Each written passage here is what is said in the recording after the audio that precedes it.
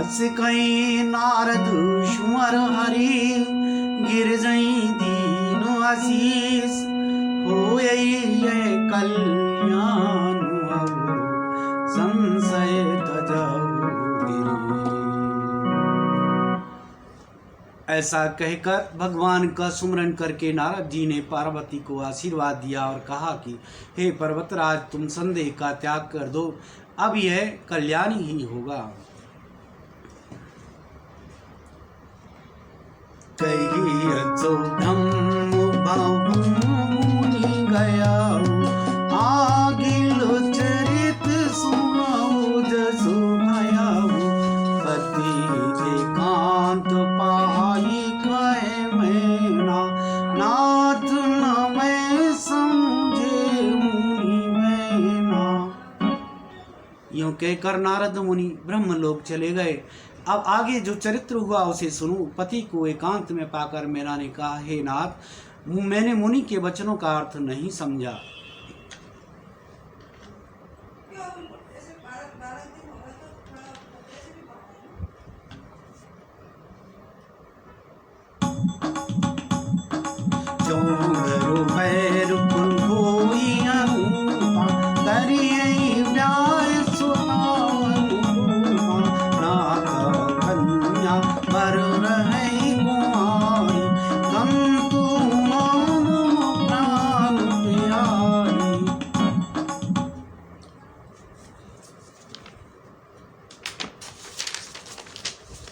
जो हमारी कन्या के अनुकूल घर बार और कुल उत्तम हो तो विवाह कीजिए, नहीं तो लड़की चाहे कुमारी ही रहे।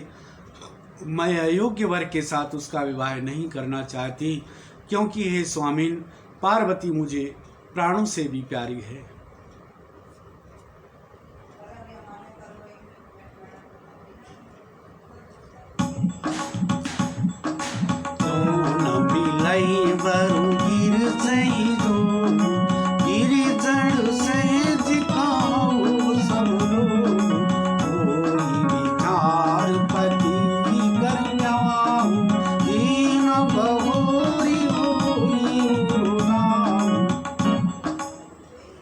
यदि पार्वती जी के योग वर न मिले तो सब लोग कहेंगे कि पर्वत स्वभाव से ही जड़ मूर्ख होते हैं। हे स्वामी, इस बात को विचार कर ही विवाह कीजिएगा, जिसमें फिर पीछे हृदय में संताप न हो।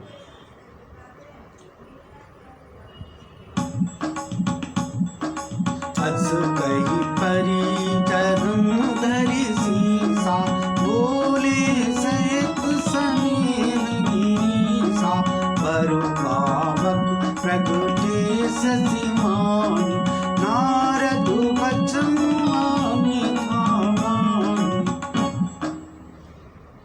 इस प्रकार कहकर मैना पति के चरणों पर मस्तक रखकर गिर पड़ी। तब हिमवान ने प्रेम से कहा, चाहे चंद्रमा में अग्नि प्रकट हो जाए पर नारद जी के वचन झूठे नहीं हो सकते। प्रिया सोची पर हरऊ सबू सुमरऊ श्री भगवान पार्वती निरुमयऊ जी सोई करे हरि कल्याण।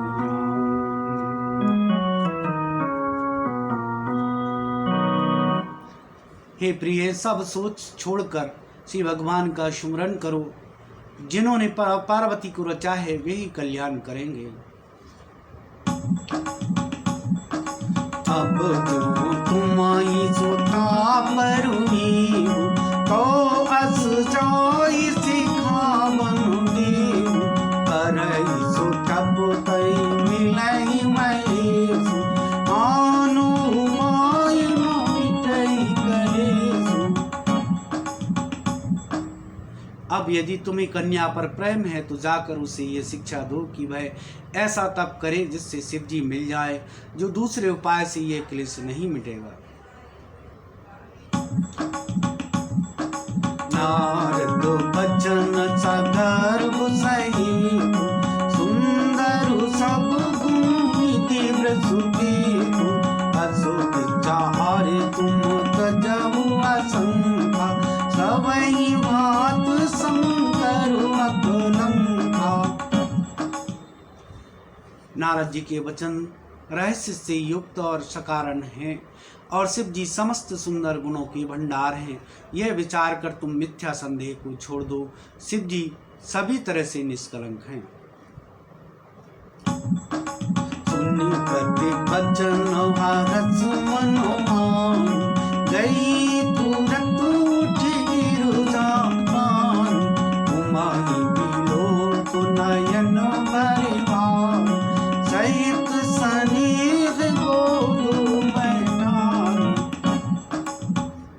पति के वचन सुन मन में प्रसन्न होकर मैना उठकर तुरंत पार्वती जी के पास गई। पार्वती को देखकर उनकी आंखों में आंसू भर आए।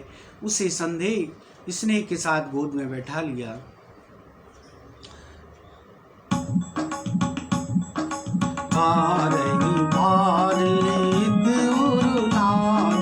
गद गद कंठ न कछु कही जाय, जगत मातु सर्वभाग्य भवान, मातु सुखद भोरी मृदुवान। फिर बार बार उसे हृदय से लगाने लगी। प्रेम से मैना का गला भर आया। कुछ कहा नहीं जाता। जगत जननी भवानी जी तो सर्वज्ञ ठहरी।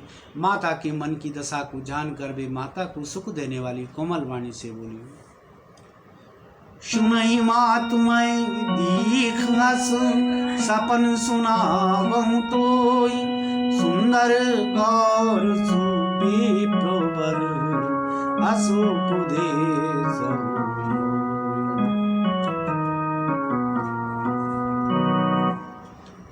माँ सुन, मैं तुझे सुनाती हूँ। मैंने ऐसा स्वप्न देखा कि मुझे एक सुंदर गौर वर्ण श्रेष्ठ ब्राह्मण ने ऐसा उपदेश दिया है।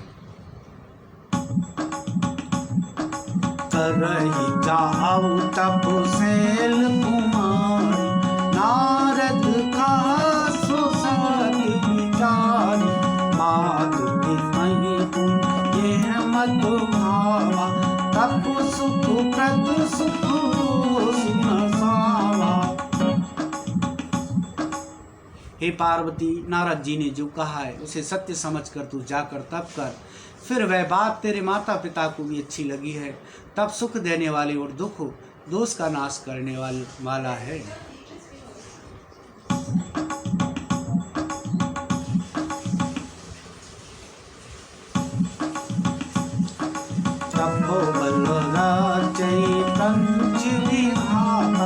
तपोबल विष्णु सकल जग त्राता, तपोबल शंभु करई संहार, तपोबल शेष करई महिधारा। तप केवल से ही ब्रह्मा संसार को रचते हैं और तप केवल से ही विष्णु सारे जगत का पालन करते हैं। तप केवल से ही शंभु रुद्र रूप से जगत का संहार करते हैं और तप केवल से ही शेष जी पृथ्वी का भार धारण करते हैं। तपोधार सब श्रेष्ठ भगवान, करई जाहि तपु बसु दिए जानि, सुनत बचन विसुमत महतारी, सपन सुनायु गिरहि अंगारी। हे भवानी, सारी दृष्टि तप के ही आधार पर है, ऐसा जी में जानकर तू जाकर तप कर। यह बात सुनकर माता को बड़ा अचरज हुआ और उसने हिमवान को बुलाकर यह स्वप्न सुनाया।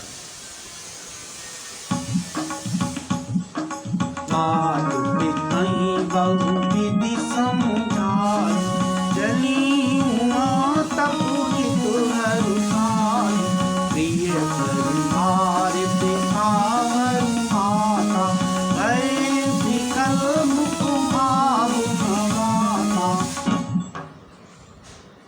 माता पिता को बहुत तरह से समझाकर बड़े हर्ष के साथ पार्वती जी तप करने के लिए चली। प्यारे कुटुंबी पिता और माता सब व्याकुल हो गए। किसी के मुंह से बात नहीं निकलती। वेद सिरा मुनि आई तब सबई कहा समझाई, पार्वती महिमा सुनत रहे प्रभु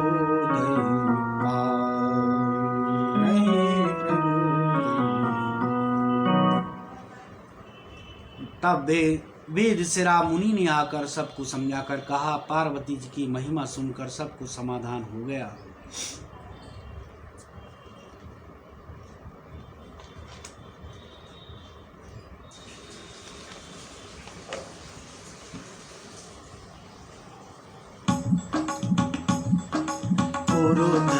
उमा ब्रह्मणपति चरुणा जाई विमलांगी तप करुणा अति सुकुमार नतन तप जोग पति पद सुमरित जीव सब भोग। प्राणपति शिव जी के चरणों को हृदय में धारण करके पार्वती जी वन में जाकर तप करने लगी। पार्वती जी का अत्यंत सुकुमार शरीर तप के योग्य नहीं था, तो भी पति के चरणों का सुमरन करके उन्होंने सब भोगों को त्यज दिया।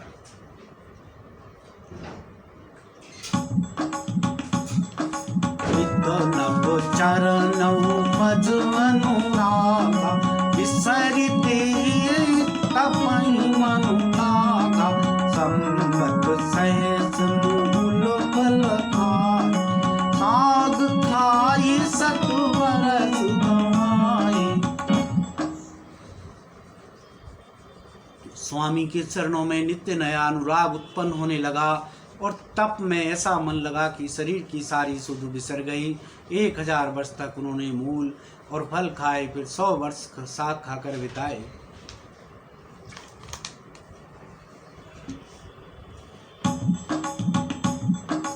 कछु दिन भोजन मारी बताता किए कठिन कछु दिन उपवासा बेल पाती मई बरई सुखाई तीन सहज संपत सुई खाई।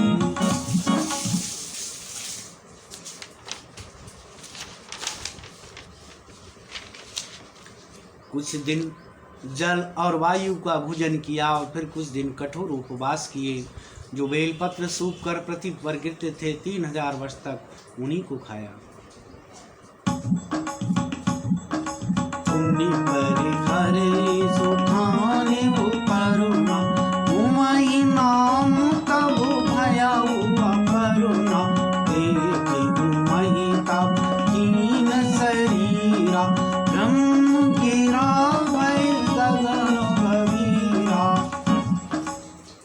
फिर सूखे पर्ण पत्ते भी छोड़ दिए। तब पार्वती का नाम अपर्णा हुआ। तब से उमा का शरीर क्षीण देखकर आकाश से गंभीर ब्रह्मवाणी हुई। भयउ मनोरथ सुफल तबु सुन गिरिराज कुमार परिहरे दुसह कलेश सब अब मिले हई।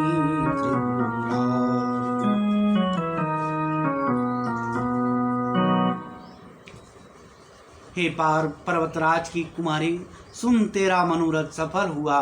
तू अब सारे असह्य क्लेशों को, कठिन तप को त्याग दे। अब तुझे शिव जी मिलेंगे। अस तप कामुना कीन भवानी अनेक दीनो मुनि ज्ञानी अब धरामु ब्रह्म वरवान।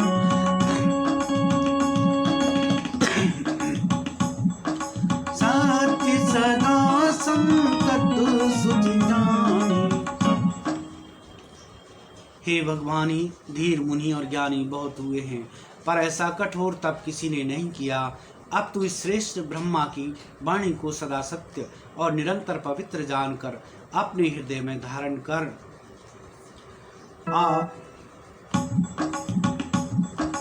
आवई पिता बोलावन जबई हट परिहर घर जाए तबई मिलही तुम्हें जब सात ऋषि सा जाने तब प्रमाण सा।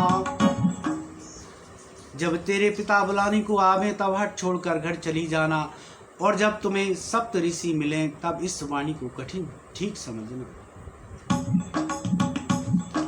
सुनत गिरा विधि गगन बखान गात गिरजा हर शान, उमा चरित सुंदर मैं गावा, सुनाऊ शंभु करु चरित सुहावा। इस प्रकार आकाश से कही हुई ब्रह्मा की वाणी को सुनते ही पार्वती जी प्रसन्न हो गईं और हर्ष के मारे उनका शरीर पुलकित हो गया। याज्ञवल्क्य जी भरद्वाजी से बोले कि मैंने पार्वती का सुंदर चरित्र सुनाया, अब शिव जी का सुहावना चरित्र सुनो। जब ते सती आई तनु त्यागा, तब ते शिव मनु भया विरागा, जब सदा रघुनायक नाम, कहते सुनहि नाम। जब से सती ने जाकर शरीर त्याग किया, तब से शिव जी के मन में वैराग्य हो गया। वे सदा श्री रघुनाथ जी का नाम जपने लगे और जहाँ तहाँ श्री रामचंद्र जी के गुणों की कथाएं सुनने लगे।